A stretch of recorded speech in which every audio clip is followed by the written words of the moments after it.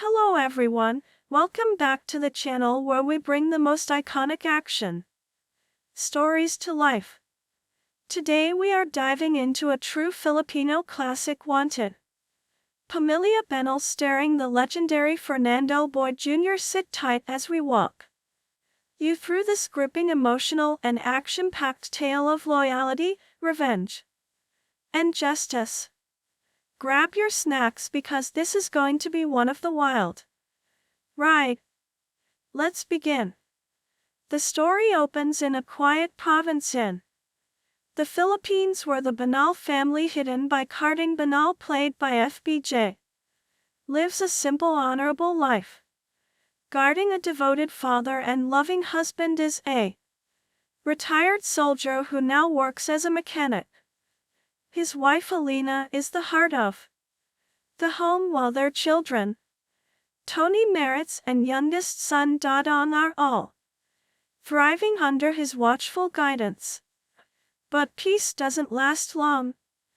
The town is under the control of a ruthless drug syndicate led by the cunning and dangerous Don Pepeng Gomez. His son Gary is known for his violent tendencies and obsession with dominance.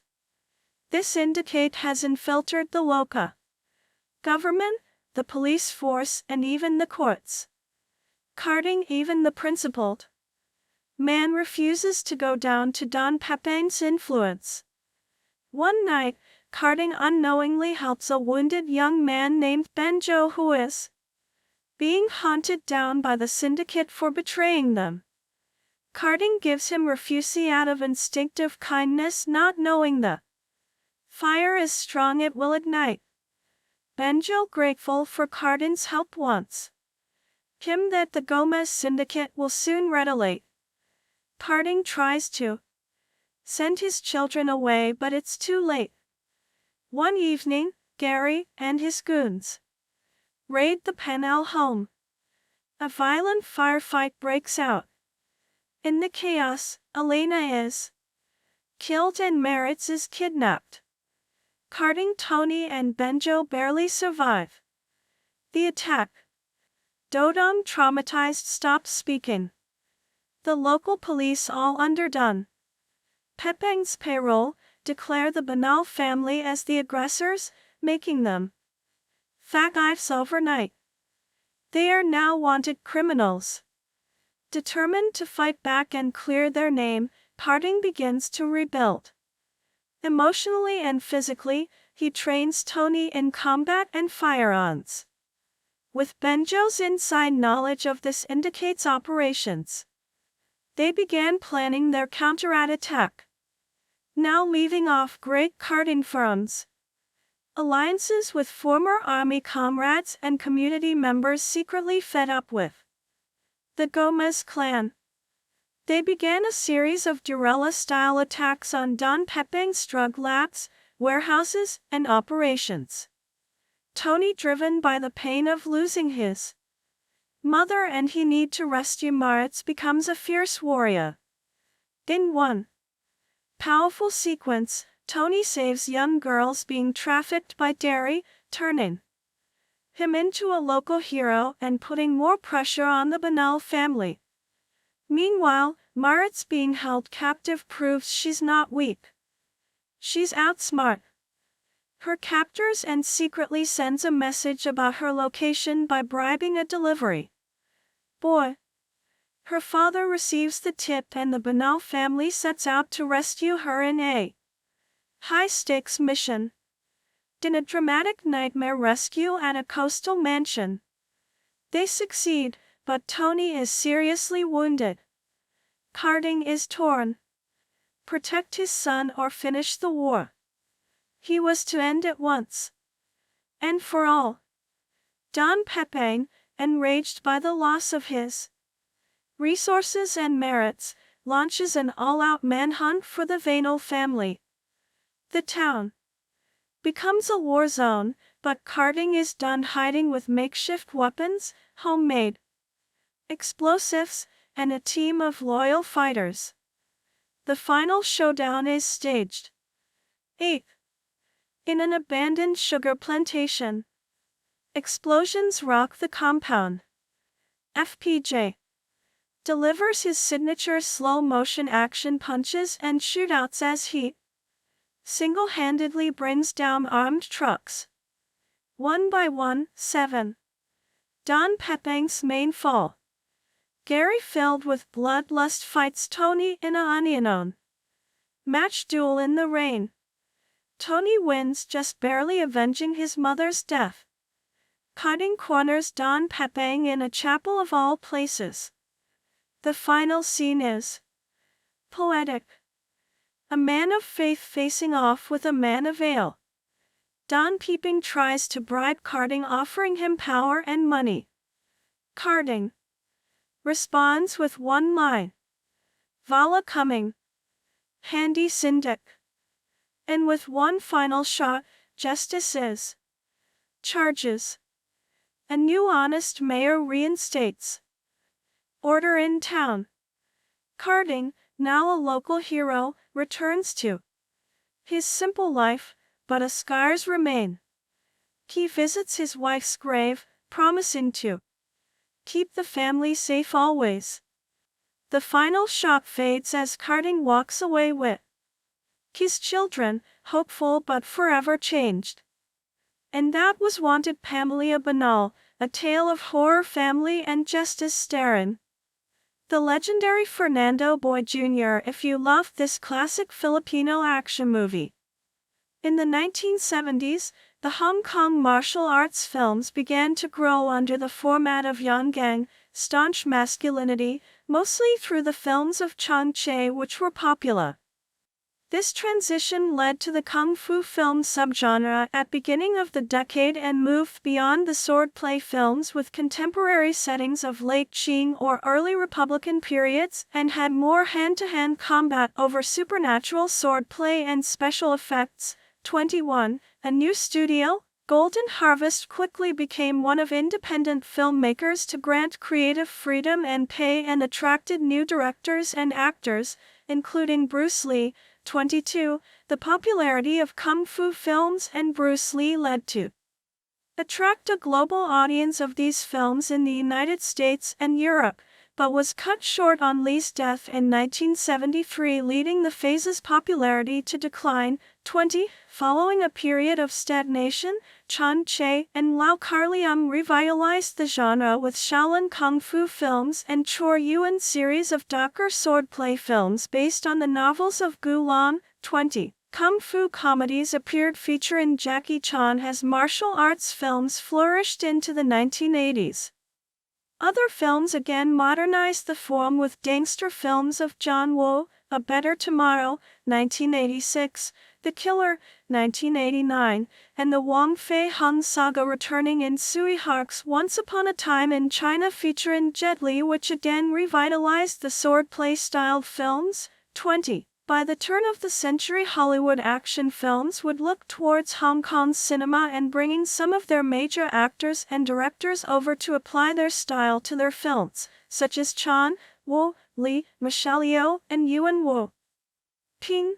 23. The release of Ang Lee's Crouching Tiger, Hidden Dragon, 2000, led to a global release status of Chinese-language martial arts films, most notably Zhang Yimou's Hero, 2002, and House of Flying Daggers, 2004, Stephen Chow's Kung Fu Hustle, 2004, and Shin Kaiga's The Promise, 2005. 24. Most Hong Kong action films in the first quarter of the 21st century, such as those in Cold War, 2012, Cold War II, 2016, and the White Storm film series, have their violence toned down, especially compared to the earlier work of directors like Wu and Johnny Tu, 25, and Ang Chen, in his study on the Hong Kong action film, wrote that the influence of China and the amount of Chinese co-productions made with Hong Kong created a shift in these films, particularly following the release of Infernal Affairs, 2002. 26. Hollywood action films.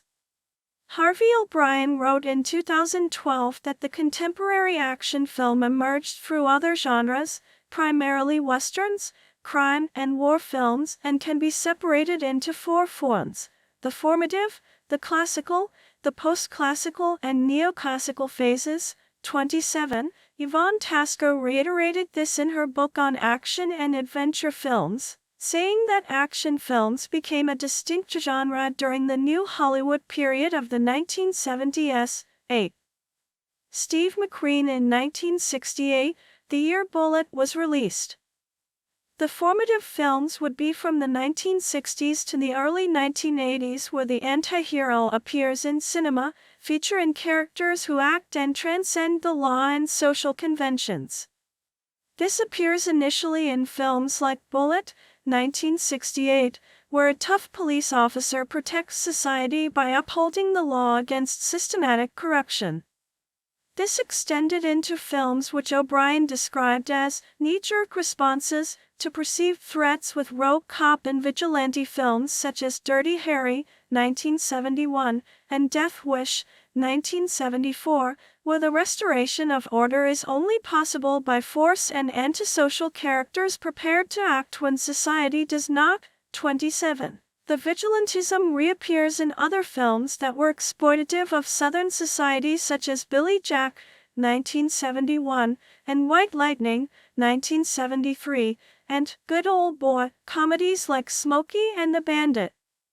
1977. This era also emphasizes the car chase scenes as moments of spectacle in films like Bullitt and The French Connection, 1971. O'Brien described these films as emphasizing the fusion of man and machine, with the drivers and vehicles acting as one, concluding with what he described as the ultimate in apocalyptic modernity and social erasure in Mad Max 2, 1981. 28. O'Brien described the classical form of action cinema to be the 1980s. The decade continued the trends of formative period with heroes as Avengers, Lethal Weapon, 1987, Rogue Police Officers, Die Hard, 1988, and Mercenary Warriors, Commando, 1985. Following the continuity of the car and man hybrid of the previous decade, the 1980s feature weaponized men who were either also carrying weapons such as Sudden Impact, 1983, Trained to Be Weapons, American Ninja, 1985, were imbued with technology, RoboCop, 1987. 28. O'Brien noted that the formative trends at this point had become identifiably generic. As film industries began to reproduce these films during the decade, producers like Joel Silver and production companies like the Cannon Group Incorporated began to formulate production of these films with both high and low budgets. 29. The action films of this era have roots in classical storytelling, specifically rooted from martial arts films and westerns, and are built around the three-act structure centered on survival, resistance, and revenge, with narratives where the physical body of the hero is tested, traumatized, and ultimately triumphant. 30. The third shift in action cinema, the post-classical, was defined by the predominance of Eastern cinema and its aesthetics, primarily the wirework of Hong Kong action cinema from the classical era, through the convention of the increasingly computer-generated effects. This saw the decline of overt masculinity in the action film, which corresponded with the end of the Cold War in 1991, while the rise of self-referential and parodies of this era grew in films like Last Action Hero, 1993. O'Brien described this era as being soft, where the hard bodies of the classical era were replaced with computer-generated imagery such as that of Terminator 2, Judgment Day, 1991. 31. This was displayed and corresponded with millennial angst and apocalypticism showcased in films like Independence Day, 1996, and Armageddon, 1998. 32. Action films of mass destruction began requiring more overtly superheroic characters, with further comic book adaptations being made with increased non-realistic settings with films like The Matrix, 1999. 33. The fourth phase arrived following the September 11th attacks in 2001, which suggested an end to fantastical elements that defined the action hero and genre. 33. Following the release of Quentin Tarantino's Kill Bill, Volume 1, 2003, and Kill Bill, Volume 2, 2004, revisited the tropes of 1970s action films, leading a renaissance of vengeance narratives in films like The Brave One, 2007, and Taken, 2008. O'Brien found that Tarantino's films were postmodern takes on the themes that rescinded irony to restore cinephile reactualization of the genre's conventions. 33. The genre went into full circle, resurrecting films from the classical period with Live Free or Die Hard, 2007, and Rambo, 2008, finding the characters navigating a contemporary world while also acknowledging their age, culminating into The Expendables, 2010, film. 33. The most commercially successful action films and franchise of the 21st century have been comic book adaptations, which commenced with the X-Men and is seen in other series such as Spider-Man and Iron Man series. 34. 35. Tasker wrote that despite the central characters in superhero cinema being extraordinary, occasionally even godlike, they often followed the traces of the central character becoming powerful, of which is fundamental to action films, often dealt with origin stories in superhero films. Veering away from the Sharon Cunita-Gabi Concepcion tandem, Viva became home to quality dramatic films. The glossy production of films such as Sinasamba Kita, Palamosing Pagabit, Sandarting ang Umaga, Kung Mahawi Man on a Lap, and Pano Ba ang Mandarap won critical and commercial acclaim. Viva Films also made a documentary film on the Puerto Rican boyband Menudo on their visit to the Philippines in 1985. Viva launched then-supporting actor Philip Salvador as an action star in the film Boy Negro. It was also instrumental in introducing to the public Robin Padilla, Bad Boy and Anak and I Baby Ama, and Raymart Santiago, Noel Chico, Bad on Criminal, as new action stars. Veteran action stars Eddie Garcia, Rudy Fernandez, Bon Revilla Jr., and Fernando Poe Jr. also made films for Viva. Viva became later known as home to quality youth-oriented films, starting with the 1984 breakthrough flick, Badgets. The film was top-billed by William Martinez and launched the careers of then-unknowns J.C. Bonin, Hubert Bautista, Raymond Lutchenko, and Aga Malek. With its box office success, the company produced a sequel, Badgets 2, with Ramon Christopher, John Hernandez, and Francis Madalama joining the original cast. The success of the two Badgets film made it the flagship film of Viva Films, and it set the trend for youth-oriented films in the 1980s, which other film companies copied, but they never matched nor equaled the success brought about by the two Badgets films. Viva also made glossy comedy films like Working Girls, 2010, and Sa Todo Lang, which featured serious actors and actresses as main characters instead of comedians. The company also gambled on new comedians as the 80s decade was about to end. Comedy flicks such as Puto, Jack and Jill, Humanap Kain Pandet, and I Love You 3X a Day launched the respective careers of Hubert Bautista, Andrew E., and Jimmy Santos. Heyday, 1989 to 2003. In 1989, Viva introduced its second batch of young stars via the youth-oriented comedy A Study in Blues. 3.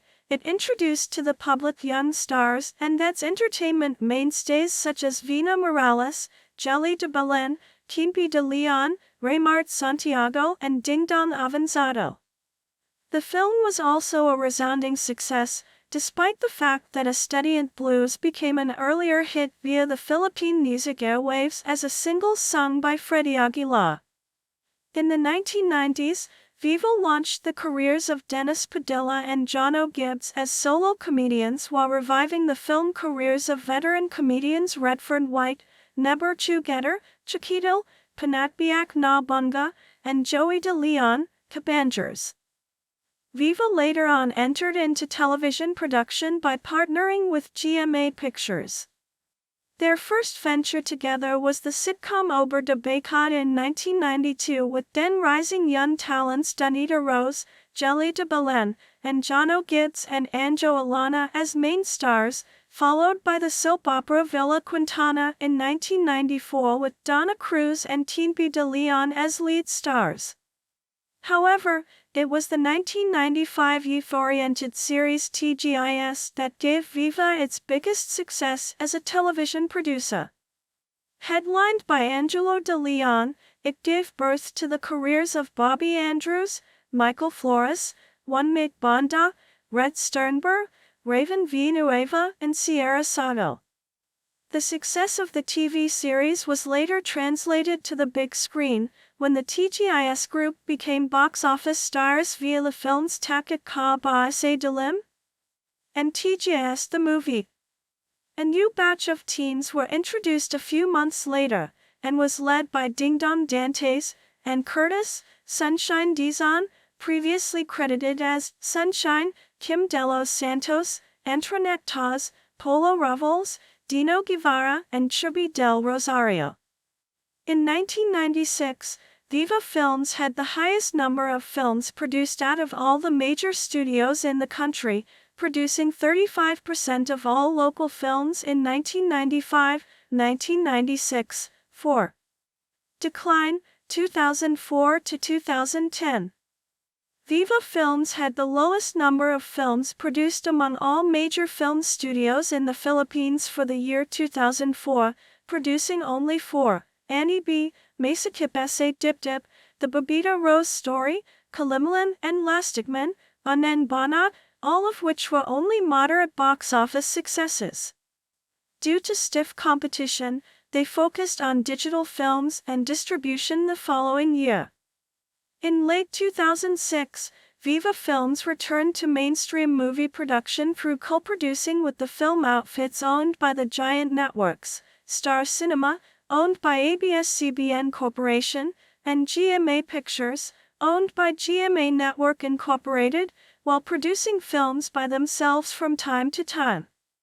Their first two comeback mainstream films were Till I Met You, with GMA Pictures, and Wyatt Khan Lilingen, with Star Cinema. From 2009 to 2010, Viva produced films which were considered firsts. Patient X marks the first Viva movie of Richard Gutierrez and Christine Reyes after the latter signed a contract with Viva Entertainment, while Working Girls marks the first Viva film of the first starstruck female winner Jenny Lynn Mercado after she signed a contract with Viva Entertainment. Continued success, 2011 to 2020. In 2011, Tumba, Catch Me, I'm in Love, No Other Woman, The Uncavigable Prey by Benjamin, Won't Last a Day Without You, all co-produced by Star Cinema, were released. In 2012, Of All the Things, co-produced by GMA Films, Moron 5 and The Crying Lady, co-produced by MVP Films, and A Secret Affair were released. In 2013, Becca Ken, On Nene Con Becky, It Takes a Man and a Woman, Momzillas, Hen Girl, Boy, Bakla, Tomboy, all co-produced by Star Cinema, were released. In 2014, Diary in Pande, Trophy Wife and Muslim Magnum .357, To Serve and Protect were released. On January 29, 2021, Viva Films released an online video streaming site called VMX, formerly known as VivaMax, conceptualized and overseen by Viva Communications Chairman and CEO Vic Del Rosario, 6, which aims to provide online viewing for their movies such as Maybe This Time, Kita Tita, and Sendano, Sendagot Senwapo. 7.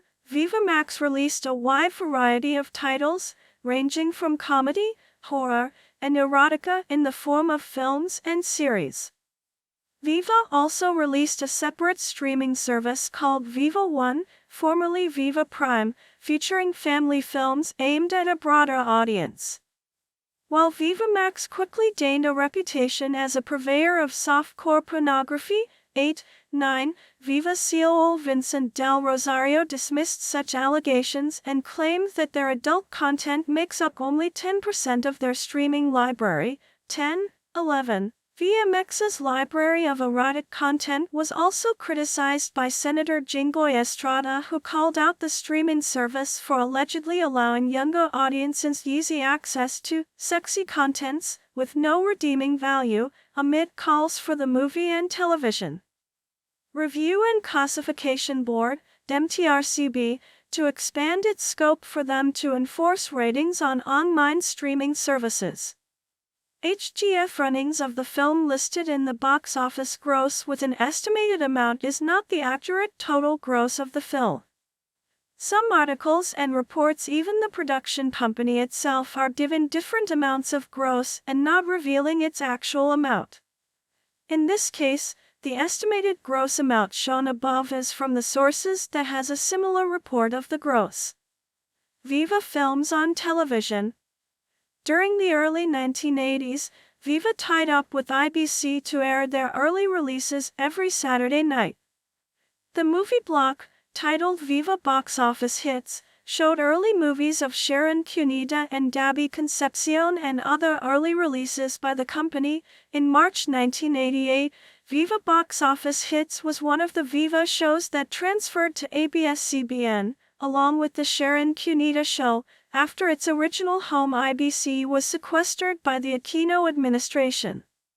Despite Viva Box Office's cancellation on February 16, 1989, succeeding films produced by Viva Films and its subsidiaries continued to air on ABS-CBN through the network's movie blocks Tagalog Movie Greats and Stars Cinema presence until 1992. In 1992, Viva switched networks by partnering with GMA Network, where their latest film releases starting in 1991 onwards were shown every Thursday night. The movie block was renamed Viva Cinerama, which ended on January 6, 2002. The said partnership initially caused controversy after former media partner ABS-CBN filed an injunction to block the partnership as the network launched their own motion picture company Star Cinema a year later. The said injunction affected the airing of the 1991 box office hit Maging Sino Ka Man, which was supposed to be Viva's maiden offering on Viva Cinerama. After the court decided in favor of the Viva-GMA partnership, the said movie finally aired after 6 months. It was also during the GMA era that Viva aired another movie block on Monday nights called MVP, Monday Viva Presentations, on August 15, 1994, primarily to compete with ABS-CBN's then top-rating movie block Regal Presents, which later moved to Tuesdays as Tuesday Viva Presentation from 1997 to 1998. During the new millennium, Viva diversified its film library where it was aired randomly on IBC, via Viva TV Primetime Block, and ABC, now TV5, via the Viva Box Office and Viva Cine Idols movie block. From free TV, Viva was able to tie up with Star TV and Fox International Channels Philippines to create an all-Filipino international movie channel on May 6, 1996, called Viva Cinema. Viva Cinema aired over 300 movies coming from the Viva library, including the latest releases. It also aired behind-the-scenes outtakes and refreshing entertainment shows. The partnership between Viva and Star TV ended on July 31, 2003, after Viva acquired the remaining stake of the channel from Star TV and when Viva created its movie channel, PBO, Pinoy Box Office, and entrusted the entire Viva movie library to ABS-CBN by allowing it to air over. Viva Prime Channel airs mostly action and drama movies at 7 p.m. only every other week of the month. Viva Cinema returned on February 1, 2009 along with the launch of Philippine DTH's Signal Digital TV of the same month. Aside from Viva entrusting the entire Viva library to ABS-CBN, co-productions of Viva and Star Cinema are also aired exclusively via ABS-CBN's movie block Pamilya Blockbusters and S+A's movie blocks Action Movie Zone and Lunch Blockbusters, and via Viva Cinema, Viva Prime Channel, and PBO. While co-productions of Viva and GMA films are exclusively aired via GMA's movie blocks Kapuso Movie Festival and/or Kapuso Movie Night, GMA News TV's movie block Taquilla Blockbusters, and via Viva Cinema, Viva Prime Channel, and PBO. For overseas markets, Cinema One Global, owned by ABS-CBN, also aired Viva Films productions for its overseas Filipino audiences. In 2015, Viva partnered with TV5 to provide entertainment content. This transpired after the TV network dissolved its entertainment department to make room for block timers and content providers. It is said that Viva will be the biggest content contributor to the network. However, its partnership with TV5 took a break in late 2016 as former Gilas Pilipinas and PBA head coach, Vicente Charo Reyes took over as president and CEO of TV5, which Reyes focused in sports and news programming on TV5 until he resigned in June 2019 due to negative feedbacks by the viewers and fans of the network's entertainment programming against Reyes.